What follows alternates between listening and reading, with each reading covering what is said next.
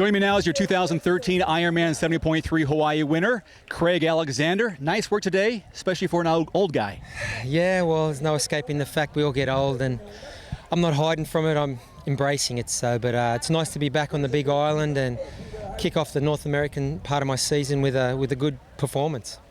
How much of being familiar with this course played with today's victory? I think the familiarity comes with, knowing to expect the unexpected and not getting despondent about it. I've raced here at the Ironman World Champs 6 times now and twice here, and that's some of the strongest wind I've ever experienced. And I think the main thing was it just swung on us. Normally it swings later in the morning, so we had a headwind up to Harvey, and then it turned and we got a headwind.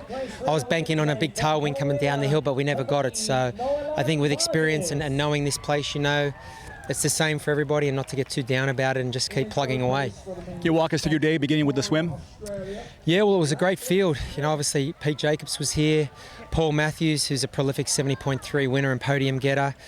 We also had Luke Bell, who's just come off a strong win in Ironman Australia. And, I think in fairness to all those guys, as I said, Luke's just come off an Ironman race. I felt his legs would probably be tight, and Barney, Paul Matthews, has just come off his wedding. So, right. Yeah.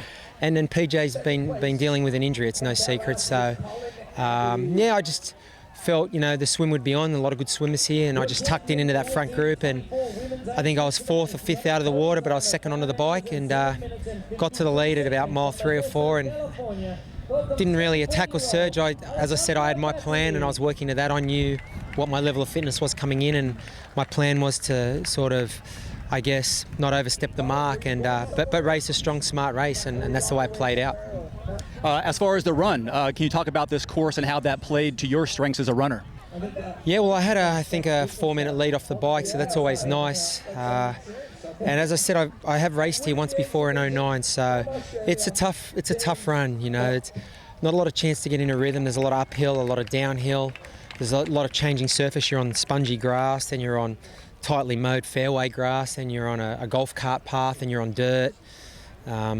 So it's hard to get in a rhythm, and it's just a hilly hot run. So once again, I just got into a rhythm, and I knew, obviously it's a huge advantage to hit that run course first and build into your half marathon, and that's what I did. I didn't, want to go out there and set the world on fire. As I said, I know where I'm at the moment, and I know Paul, when he's fit, he's one of the best runners at the 70.3 distance. So fortunately, there's a few out and back sections on this course. I got to take stock of where everybody was and really, just stick to my plan.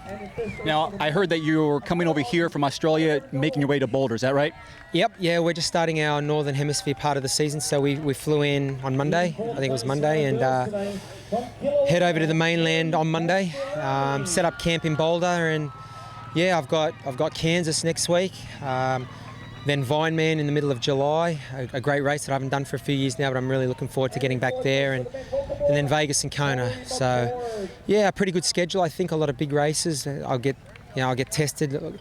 Typically, Vineman has a great field, and obviously Vegas and Kona, well, they're going to have great fields. So that's why I do the sport, to race the best, and I'm looking forward to really building into the season and laying down some good training fitness in Boulder this year. Congratulations, Craig Alexander, your 2013 Ironman 70.3 Hawaii winner.